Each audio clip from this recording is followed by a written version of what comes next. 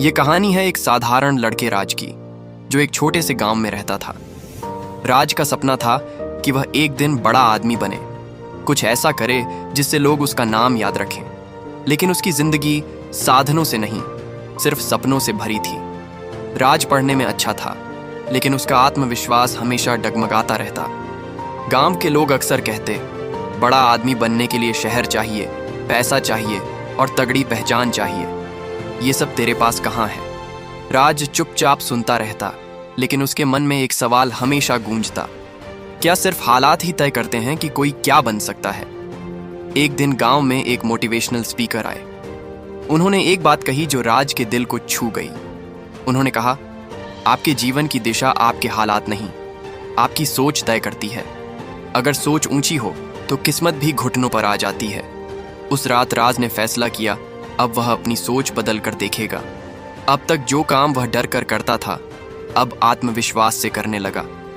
पहले जहां असफलता से घबरा जाता था, अब वह सोचता, ये सीखने का मौका है।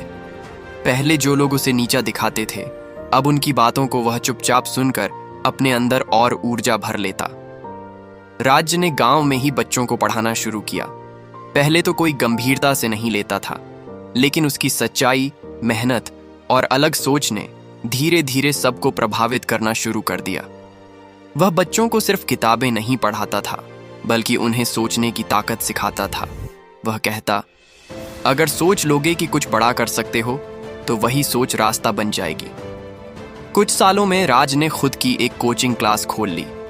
बाहर से आए टीचर्स, बढ़िया किताबें और तकनीक लेकर उसने अपने गांव की शिक्षा व्यवस्था बदल दी।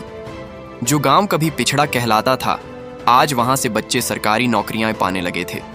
राज की पहचान अब सिर्फ एक शिक्षक की नहीं थी, वह एक सोच बदलने वाला बन चुका था। एक बार एक रिपोर्टर ने राज से पूछा, आपके पास न पैसा था न पहचान, फिर आप ये सब कैसे कर पाए? राज मुस्कुराया और सिर्फ इतना कहा, मेरे पास एक ताकत थी सोच की, और जब सोच बदलती है तो सब बदल जाता है। सीख हमारी सोच ही हमारी असली ताकत है।